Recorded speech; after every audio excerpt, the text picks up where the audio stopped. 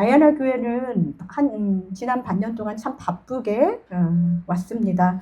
1월부터 부활주일까지 88일 동안 성경 통독을 하느라 정신이 없었어요. 공동체가 시작되어서 한 달에 한 번씩 순모임이 시작되었습니다. 부활주일 끝나고 11번째 지금 사도행전 강의를 주일마다 하고 있고요. 또 3주 동안에 이 공간이 완전히 딴 공간이 되어가지고 매주 토요일마다 엄마들과 아이들의 즐거운 놀이터가 되기도 했습니다. 그리고 유스 우리 아이들은 예배 후에 악기를 연습해가지고 찬양하는 소리가 예배 후에 들렸었고, 또 주중에는 금요일마다 6주간의 성경 공부 외부 강사를 초청해서 성경 공부도 했고, 지금은 금요일마다 내부 강사가 왔는데 타교인이 더 많은 그런 아주 아름다운 성경 공부를 지금 하고 있습니다. 성령 강림 주일 후부터는 화수목금 아침 기도회가 시작되어서 열심히 기도하고 있습니다. 간절하게 기도하고 있어요. 또 잊을 수 없는, 좀 춥기는 했지만 야외 예배에서 친교도 나누고 음식도 나누었습니다. 이상으로 사역 보고를 마치겠습니다. 네. 여러분, 이 이야기를 들으면서 무슨 생각이 드셨나요? 혹시 아세요? 제가 설교 끝나고 성도님들에게 가장 듣고 나서 마음이 섭섭할 때가 무슨 얘기 들을 때라고 했죠? 네. 일부 예배 때 맞추시는데요. 제가 설교하고 나서 수고하셨습니다. 아무 얼굴에 미동 없이 수고하셨습니다. 딱 이러면 그냥 수고만 했는가 보다. 그래. 너도 듣느라 수고했다. 약간 그런 느낌이 들 만큼 저에게 수고했다는 말이 얼마나 애썼다, 애썼어 이런 식으로 들려요. 제가 이렇게 한 해의 반을 보내고 나서 사역의 끝이 목사님 참 수고했다, 애썼다 이런 느낌으로 다가오지는 않나. 여러분, 저에게 앞으로 담임 목사로서 후반기에 뭐 할 거냐고 물어본다면 모르겠어요. 그냥 또 수고할 것 같아요. 이게 솔직한 심정입니다. 하나님께 기도하고 열심히 했던 모든 일의 성과가 세상의 눈으로, 저도 인간이니까 인간의 눈으로 봤을 때 소위 별로였어요. 예배를 왜 드려야 하는지 모르는 사람들에게 제가 속 시원하게 그들의 마음속에 예배의 감동을 전하지 못하는 목사로서의 무능함과 철저히 마주하고 있습니다. 본교인들에게 집밥 먹이려고 열심히 말씀을 준비할수록 타교인들이 바글바글한 그런 성경 공부가 되고, 급기야 제가 이런 기도가 나왔습니다. 하나님, 제가 아이하나 교회에 필요한 일꾼이 맞습니까? 담임 목사가 진짜 이런 기도를, 제가 아마 오늘 김영성 원사님이 이렇게 크게 막 절규하셨던 게 제가 여기 새벽 기도 때 하나님 제가 여기 있는 게 맞습니까? 하는 걸 들으신 것 같아요.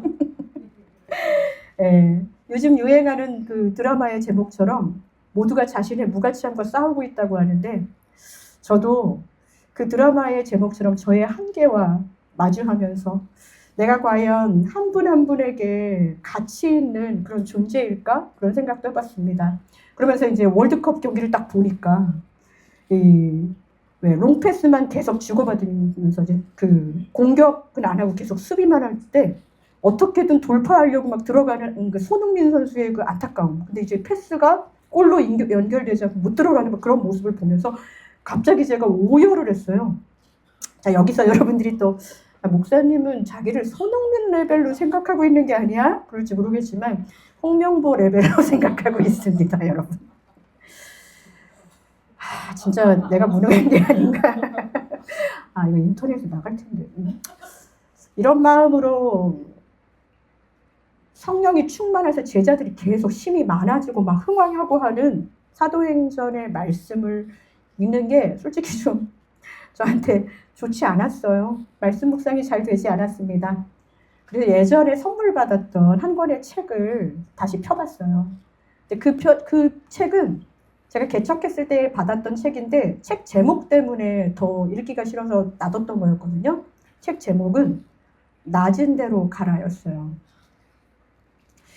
예전에 이 책을 누군가에게 선물을 할 수 있었던 그런 마음의 저였다면 그 선물을 누군가에게 받으니까 여기서 어떻게 더 내면 이런 생각이 막 들고, 저에게 누나라고 불렀던 그 한 목사님, 지금 신학교 교수님인데 그분의 사모님이 이 아예나 교회에 수요일날 기도회에 왔는데 딱 3명 있는 걸 보시고 이 책을 선물해 주셨어요.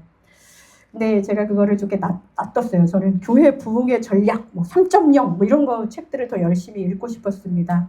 그런데 그 책을 읽다가 이 낮은 데로 가라, 이 김관성 목사님의 책에 한 챕터가 뭐라고 써 있냐면 가난한 자들의 가족이 되어주는 교회라는 챕터에 제가 주목을 하게 되었습니다. 네. 여러분 가난하세요? 네. 그런 편이에요? 네. 이게 도깨비 드라마 뭐 다 외우고 있어 내가. 응?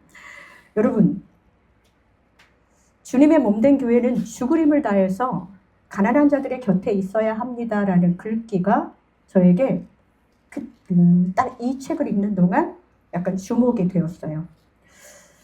가난에 대해서 생각해 보게 되었습니다. 근데 거기서 이제 김관성 목사님의 책에 모잠비크에서는 가난한 사람은 돈이 없는 사람이 아니라 가족이 없는 사람이라고 그렇게 정의를 한다고 해요. 가난의 정의가 저마다 다르다는 거죠.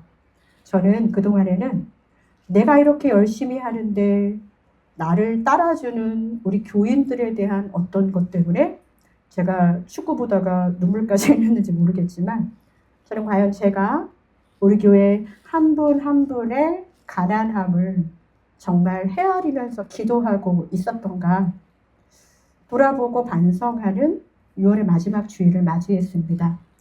그냥 열심히 아프지 않아서 우리 교회 열심히 나오고 다 영혼 구원 받아가지고 우리 교회 열심히 나오고 그런 생각을 하면서 기도했을 때 목사님 나는 교회에 나오는 그 관계가 너무 힘들어요 하고 관계적인 가난함을 호소했던 사람에게 얼마나 다가가서 그 관계를 해소해 주려고 노력했을까.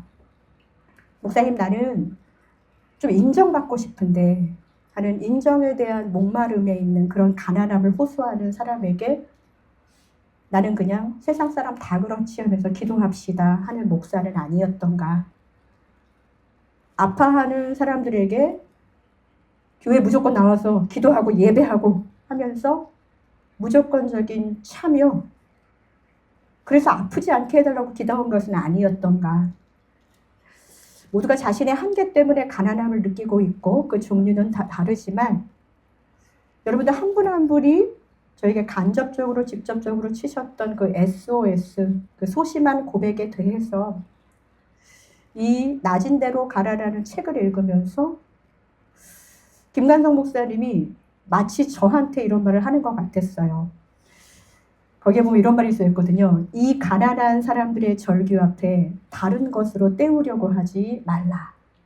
기도로 때우고 제자훈련으로 때우고 찬양으로 때우려고 하지 말라고 그 책에 그렇게 기록이 되어 있는 거예요. 그러면서 저는 이분의 신학이 좀 의심스러웠어요. 아니 때우다니, 응? 이것도 얼마나 힘든 일인데. 잠시 숨 고르기를 했습니다. 그런데 그분은 그것을 하지 말라는 얘기가 아니라 그것은 그것대로 하되 가난한 자들 곁에 서 있는 일에 교회가 실패해서는 안 된다고 그렇게 이야기하고 있는 거예요. 여기 혹시 오늘 돈이 없어서 아침을 못 드시고 오신 분 계신가요? 솔직하게 말해요. 솔직하게. 네. 사드리려고 그랬는데 그 정도에는 괜찮으시구나. 그냥 우리가 지금 밥을 고를 정도의 그런 절대 빈곤은 아니지만 우리는 지금 뭔가 상대적인 빈곤감을 느끼고 있잖아요.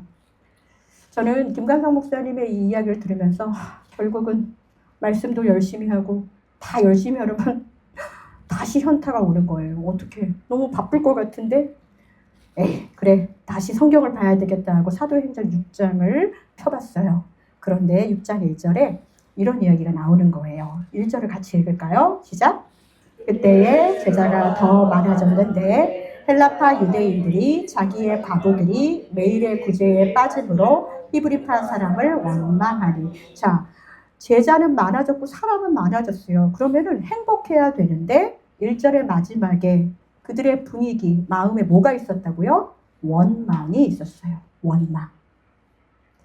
초대교회에 사람들이 늘어났어요. 그런데 늘어난 만큼의 문제나 원망도 생겼어요.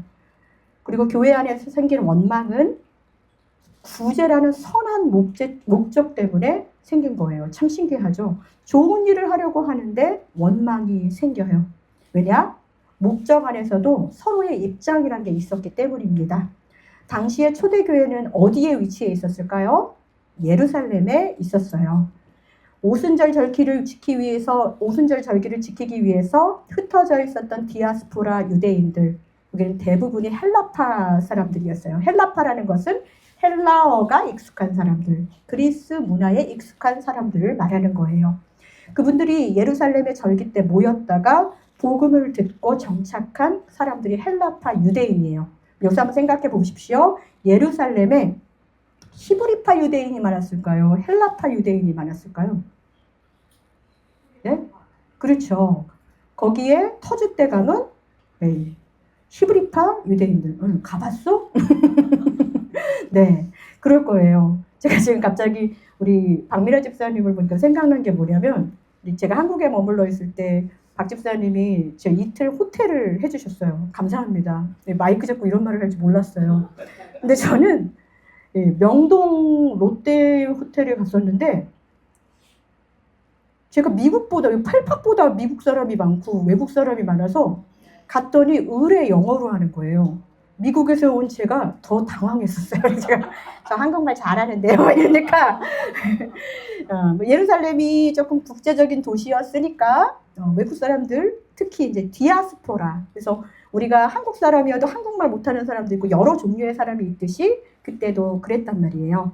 그런데 그래도 대부분의 예루살렘 교회에 지배적인 사람들은 히브리파 사람들이 많았을 거예요. 그래서 파라는 이야기가 나왔습니다. 근데 특히 이제 히브리 사람들은 구약 성경을 잘 알고 있었잖아요. 거기에 보면 레위기에 이런 말이 나와요. 고아와 가부와 나그네를 압제하지 말고 그들을 위해서는 이삭도 다 자르지 말라고 그랬어요. 먹을 것을 남겨두라고. 그들은 그런 생각을 가지고 열심히, 여기서 과부라는 말 요즘 잘 안 쓰지만 싱글맘들을 섬기기 시작했죠. 그런데 열심히 섬기다 보니까 팔이 안으로 굽는다고 히브리파 미망인들, 싱글맘들만 섬기게 된 거예요. 그러다 보니까 초대교회에서도 그 정신을 이어받아서 이렇게 홀로 된 사회적 약자들을 돌보는 그런 구제 사역을 활발하게 했는데, 그런데 어쨌거나 공평하지 않은 구제 때문에 원망이 생겨버렸어요. 사도들은 고민했습니다. 2절을 보면요, 고민했지만 그들의 원칙이 있었어요. 우리 같이 읽겠습니다. 12사도가 모든 제자를 불러 이르되 우리가 하나님의 말씀을 제쳐놓고 접대를 열심히 것이 마땅하지 아니하니. 자, 하나님의 말씀을 제쳐놓는 것이 마땅한가요? 네.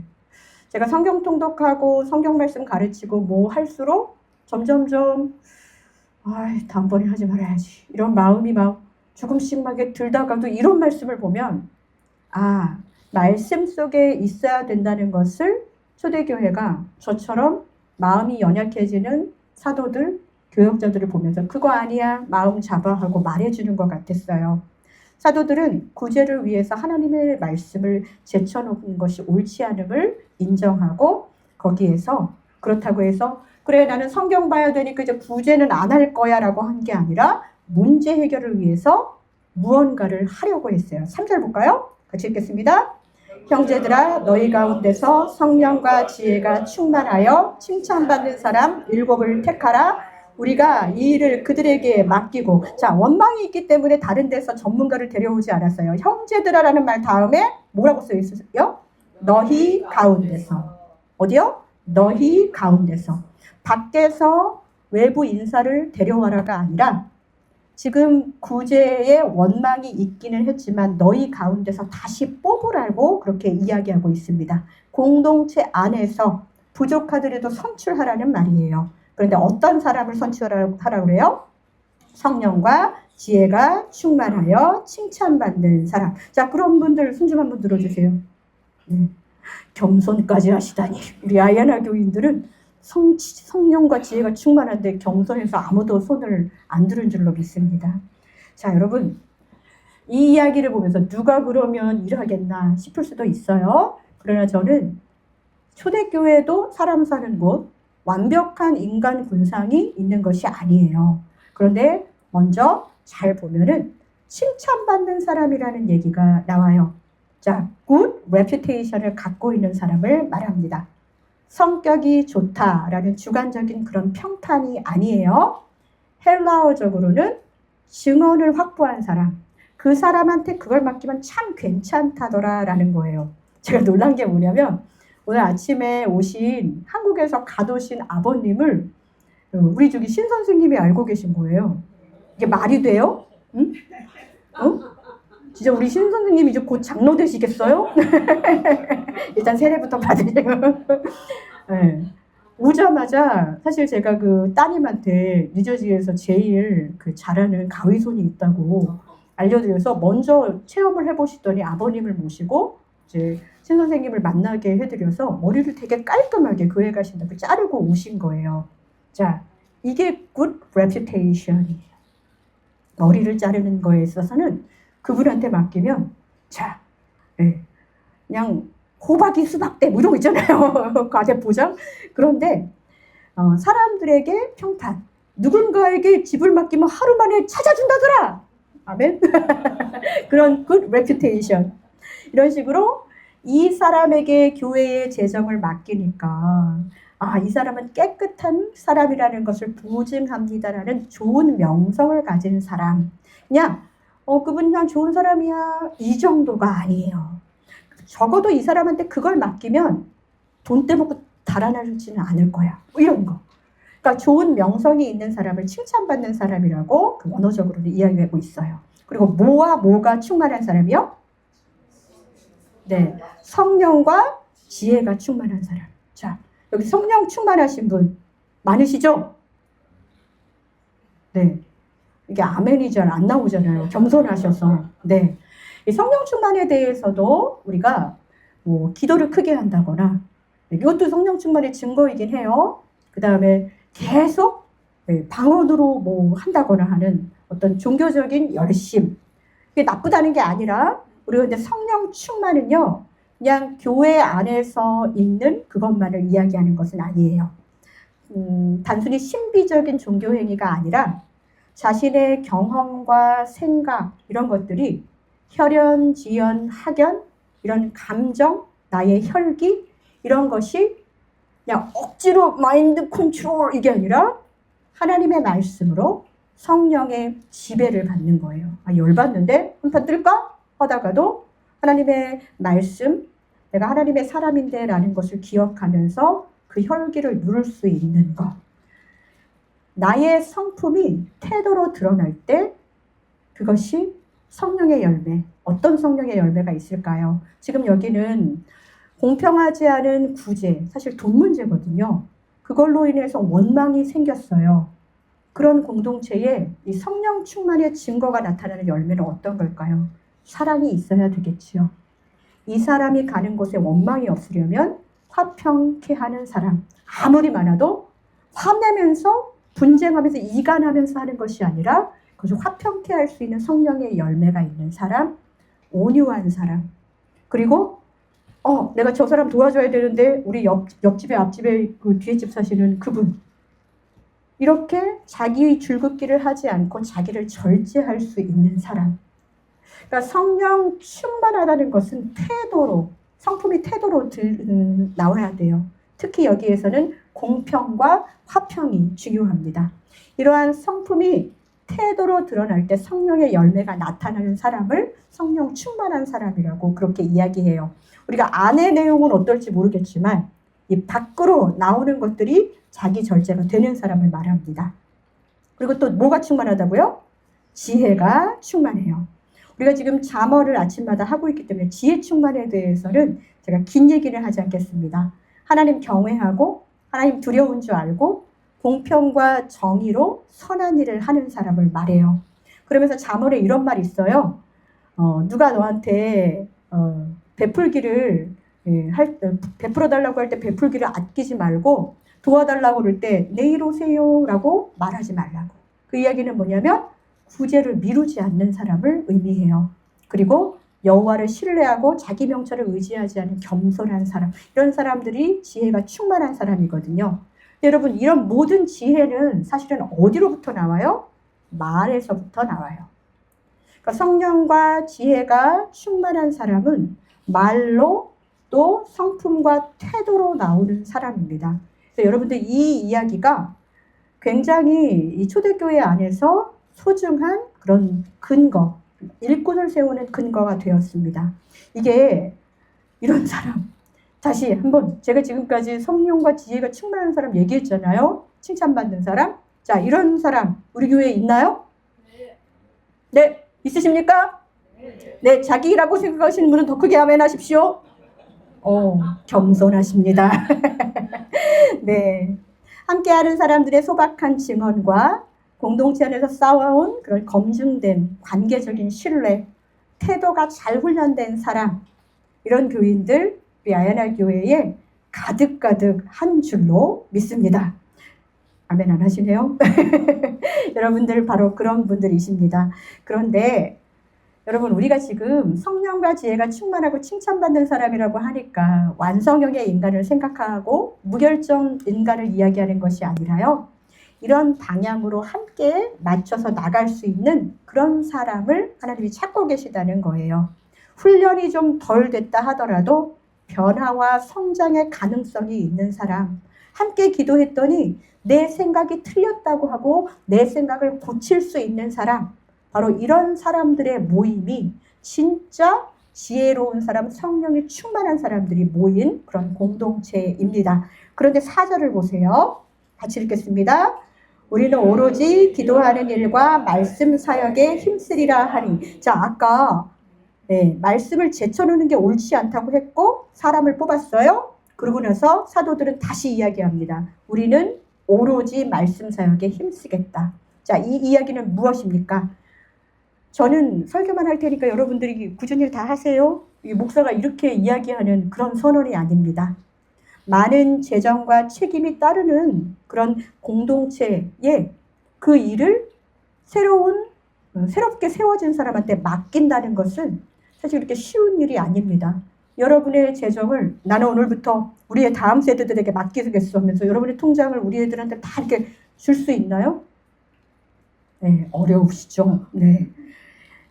한번 그렇게 해봤으면 통장에 그냥 그득그득해서 이런 마음이 있을 수도 있을 거예요.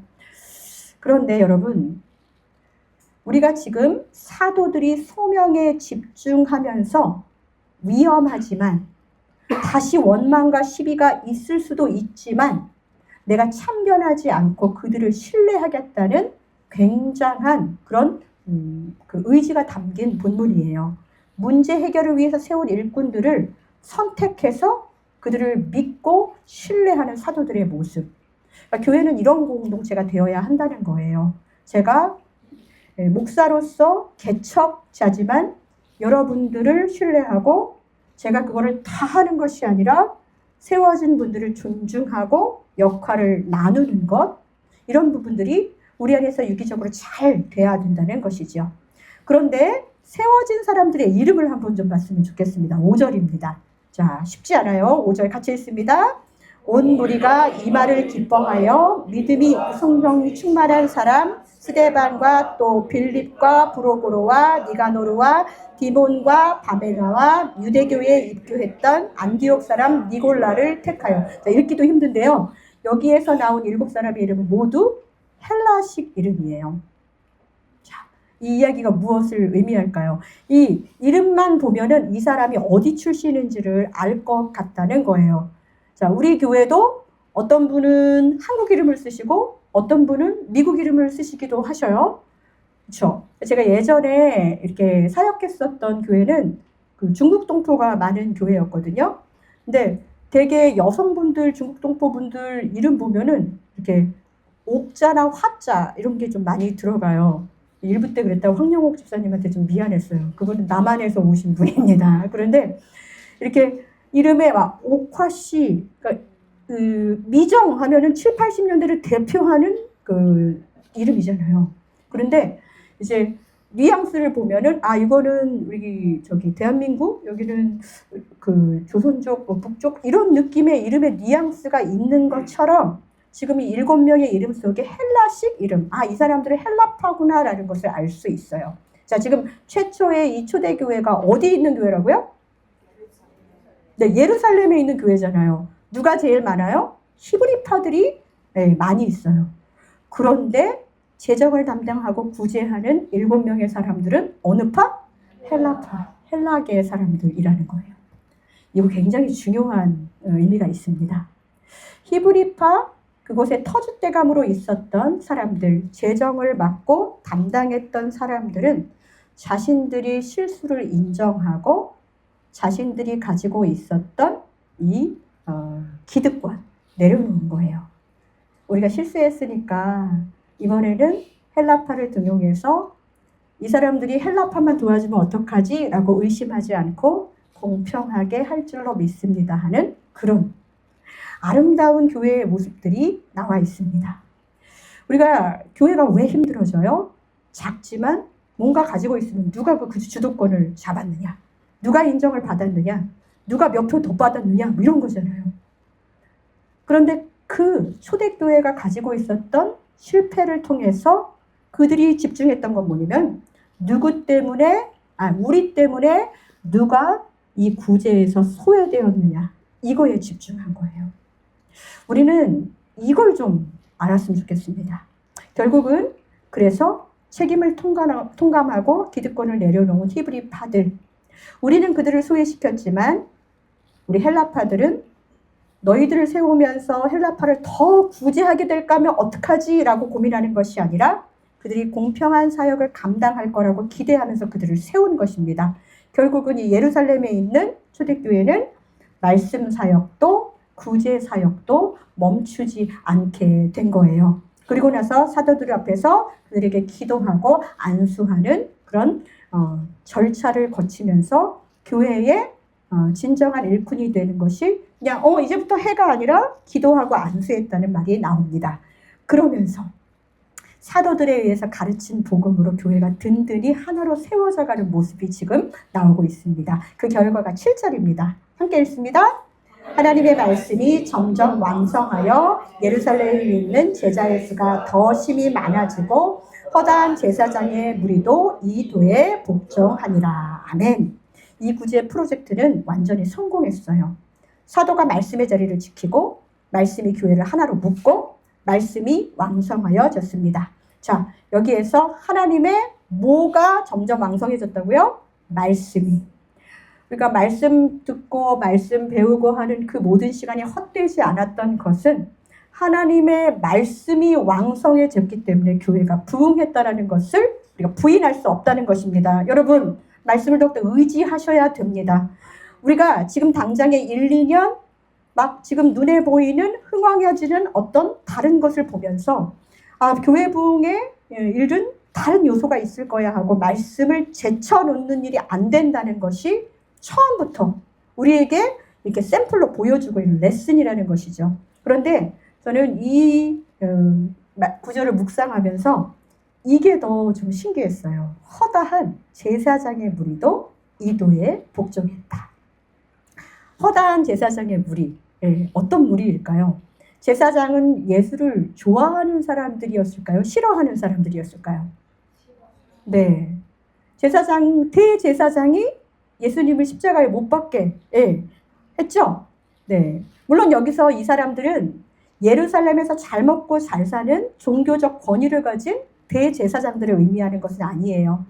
예루살렘에도 사두개파처럼 종교적 엘리트들, 성전세를 다 착취해가지고 자기들은 잘 먹고 그렇게 살아가고 있는 그런 사람들을 이야기하는 것이 아닙니다. 이 제사장들은 변방이나 시골에서 1년에 2차례씩 예루살렘 성전에 올라와서 우리가 절기를 지내잖아요. 그러면 그들이 뭘 가지고 와요? 예물 드리려고?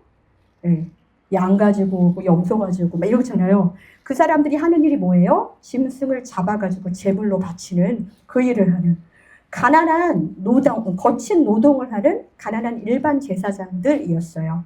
성경이 말하는 허다한 제사장은 이런 사람들을 말하는 거였습니다. 예루살렘 교회의 그 우제 프로젝트 소식을 많은 사람들이 대했을 텐데요. 성전 재정을 아주 독점하던 이런 타락한 대제사장의 가문과는 대조적으로 이 허다한 제사장들의 무리는 아마 그들을 주변에서 보통 이 제사장들은 레위 지파이기 때문에 그들이 수입이 어디서 나와요? 어디서 나오죠? 11조에서 나오잖아요. 각각의 11조에서 나오는데 그걸로 생계조차도 어려운 사람들 다 예루살렘 중앙에 종교적 지도자들, 종교적 권위와 권력을 가지고 있는 사람들에게 다 착취가 되면서 그들 자체도 그들의 분깃조차도 제대로 이렇게 챙겨지지 않는 그런 사회적 약자들이었을 것이라고 그렇게 생각하고 있습니다. 아마도 성전 시스템이 그렇게 붕괴되어서 그들은 자신의 분깃, 그것도 조금 나오는 거, 아니 그것이 있더라도 복음을 들으니까 이게 아닌 것 같다 하면서 자기의 분깃도 포기하고 예수님을 따랐다는 거예요. 지금 이 당시에 제사장들이 기독교로 개종을 하잖아요. 그러면 그들이 원래 받아야 되는 분깃조차도 다 포기하고 예수를 따르는 것입니다. 성도 여러분, 7집사를 세워가지고 예루살렘 교회의 구제 프로젝트가 얼마나 성공적이었을까 생각해 본다면 그 7집사들이 했던 투명하고 공평한 구제 시스템을 통해서 변방의 제사장들까지도 교회 안으로 들어오는 이 예수를 반대하던 사람들, 제대로 자기 분깃을 챙기지 못해서 가난에 허덕이던 사람들이 교회 안으로 들어와서 함께 사랑의 떡과 교제를 나누고 배고프지 않은 일들을 감당하게 됐다는 것이지요. 이것이 바로 교회의 공동체라는 거예요. 처음 저는 낮은 데로 가라라는 책을 언급했을 때 김관성 목사님이 한 마을을 언급했어요. 펜실베니아주의 로제토라는 작은 마을인데요. 이탈리아 이민자들이 모이는 마을이랍니다. 의사들이 이 마을을 보면서 좀 이상하게 생각한 게 여기 심장병 환자가 없었다는 거예요. 네. 그 이탈리아 그 이민자들이 뭐 마늘을 많이 먹어서 그럴까요? 아니면 올리브나 토마토를 많이 먹어서 그럴까요? 처음에는 이제 역학조사를 하잖아요. 그래서 물이 다른가, 토양이 다른가, 유전자가 특별한가 그런 걸 한번 살펴봤답니다. 근데 특별한 것이 없었대요. 그러면 뭘 그 다음에 알아봤을까요? 식습관, 그죠? 장수마을 하면은 불가리스 이런 거 있잖아요. 네? 물 먹어서 그런가, 유산균인가? 근데 식습관이 건강한 것도 아니었어요. 오히려 기름진 거 되게 많이 먹고요. 술, 담배도 하고요. 또 비만인 사람도 되게 많아요. 그러면 이 마을은 도대체 왜 그렇게 심장병 환자가 다른 데보다 적을까? 그들이 추적 조사를 한 결과 끝에 발견한 것은 무엇이었을까요? 네, 1부 때는 누가 맞추셨어요. 2부 분발하십시오. 네, 무엇이었을까요? 그곳에는 독특한 공동체의 모습이 있었어요. 부유한 사람도 가난한 사람도 있었지만 그렇게 크게 차이가 나 보이지 않아요. 와서 별로 그렇게 자기 자랑하지 않아요. 서로 자주 집을 왕래합니다. 길에서 사람을 만나면 아이고 반갑습니다 하고 그냥 가는 게 아니라 만나가지고 한 20-30분 같이 이야기를 해요. 제가 여기 신학교 다닐 때 10m에 30분이었거든요. 제 친구들이 저 되게 짜증내었어요. 가면은 한 사람 만나고 수업에 안 들어가고 막 그랬거든요. 근데 여기는 2,000명도 안 되는 마을에 모임이 20개가 넘었대요. 얼마나 다이나믹한 그런 공동체였을까 생각할 수 있죠. 그 마을에는 가난한 사람은 있었지만 절대 아주 비참한 외로움은 없었다고 해요. 어려움은 있어도 나는 혼자가 아니라는 믿음이 있었대요. 내가 힘들고 아프면 누가 우리 자녀를 라이드 해주겠지 라는 믿음이 있는 곳이었다는 거예요. 내가 무너지면 누군가가 붙들어줄 것이라는 확신이 있는 마을이었대요. 의학적으로 설명하기 어려웠던 이 건강의 비결은 결국 관계, 신뢰로 형성된 관계. 약이 사람을 살리는 게 아니라 사람을 살린 것이 관계와 신뢰의 공동체였다는 것을 보여주는 아주 중요한 샘플 마을이었다는 것이죠. 여러분, 이게 우리 공동체는 불가능할까요? 어떠세요? 이 예루살렘 교회 이제 뭉친 지 한 3년, 4년, 뭐 2, 3년밖에 안 됐던, 아마 그 정도 돼. AD 한 33년, 34년경에 있었던 이 교회가 이렇게 열심히 구제를 시작했어요. 우리도 만난 지 얼마 안 됐습니다. 저는 여러분들에게 시아버님의 장례 예배를 이렇게 공지해야 될까 좀 고민했어요. 만난 지 1년도 안 됐는데 마치 우리 시아버님 돌아가셨으니까 와주십시오라고 말하는 게 좀 죄스러운 마음이 들었어요. 그런데 제가 혹시 몰라서 장례 일정을 한 분에게 드렸거든요. 그랬더니 제가 생각하지도 우리 진짜 가족들끼리만 장례를 지내려고 했는데 정말 주일 일정 빡빡하게 보내시고 장례 예배에 함께 와주시고 못하신 분들은 연락도 해주시고, 가장 놀랐던 거는 교회는 잘 안 나오시는데 막 이렇게 저를 위로해 주시고, 이런 성도님들. 우리 교회가 이것이 가능한 교회라는 것을 목사가 제일 먼저 경험했어요. 일부 예배에 함께 예배드렸던 이윤정 자매님, 세례 받자마자 아버님이 돌아가셨잖아요. 그때 우리 교인들이 함께 했잖아요. 만난 지 한 달도 안 된 사람에게 그런 온정, 그리스도의 사랑, 하나님 아니면 불가능한 일이거든요. 내가 죽으면 누가 나의 장례를, 이것만 걱정하는 것이 아니라 지금 내가 힘들고 아플 때 우리 공동체에 누구라도 내가 말해서 같이 나눌 수 있는 누군가가 있나? 아야나 교회 그런 교회입니까? 진짜 그런 교회 맞습니까? 우리의 시스템을 잘 구축하자는 게 아니라 이렇게 내가 힘들고 어려운 시간, 내가 기쁨의 시간들을 함께 나눌 수 있는 공동체에 내가 있다라는 확신이 있다면 여러분, 아이아나 교회에 심장병 환자 없을 줄로 믿습니다. 여러분, 말씀이 왕성해지니까 공동체가 살아납니다. 우리 말씀 안에서 다시 좀 따뜻한 공동체가 되었으면 좋겠어요. 아픈 사람들, 야, 내가 아픈데 아무도 나를 돌아보지 않아. 나는 이 공동체 아닌 것 같아. 그래서 잃어버린 영혼들 없습니까? 우리 공동체 중에 혹시 말을 좀 길게 하는데 그분 말 듣는 게 너무 힘들어서 표정 때문에 그분이 지금 우리 공동체 안에 지금 없지는 않습니까? 아주 작은 것부터 우리 소외된 우리 사회적 약자, 우리예요. 한 사람 한 사람의 가난함을 들여다보면서 우리 서로 돕고 나누고 하는 진정한 하나님 나라의 공동체, 아이나 공동체 만들어가는 우리 모두가 되기를 간절히 소망합니다.